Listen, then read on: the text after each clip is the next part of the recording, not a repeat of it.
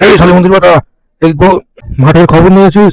মাঠ আমি ইজারা নিছি, আমি এখানে গরু বিক্রি করব, অন্য কেউ যেন গরু বিক্রি না করে, ঠিক আছে?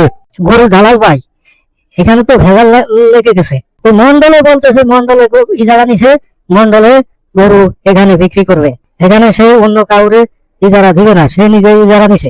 কি মন্ডলের এত বড় ক্ষমতা?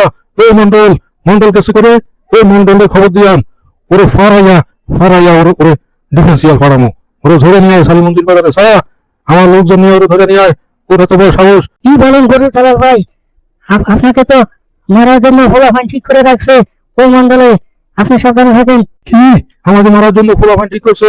ওই মন্ডলের বাচ্চারে আমি খাইছি। এই আমার ফুলাফান কই?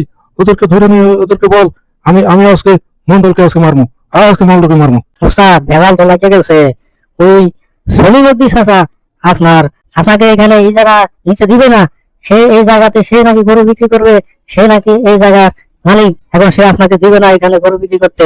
আরে বেটা, হে চিন্তা তোর করা লাগবে না, আমি আমার ফুলাফান গুলারে ফাটাইতেছি, হ্যাঁ, ওই সলিমুদ্দিন হাসারে মারার জন্য। এইখানে আমি গরু বিক্রি করবো, অন্য কেউ আর আসতে পারবে না, ঠিক আছে?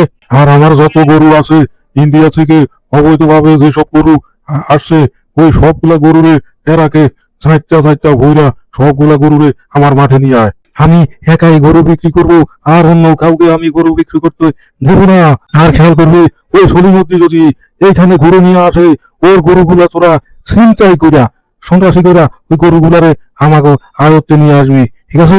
ওস্তাদ এত বড় জুলুমি করা কি ঠিক হইবে? সলিমুদ্দিন চাচা গরিব মানুষ, কয়টা গরু না হয় সে বিক্রি করবে, এতে কি সমস্যা হয়েছে? করুক না, বেটা গরিব মানুষ। গরিব আর বড় কোনো কথা না, কথা হচ্ছে এই জায়গায় আমি গরু বিক্রি করবো, আর অন্য কেউ করতে পারবে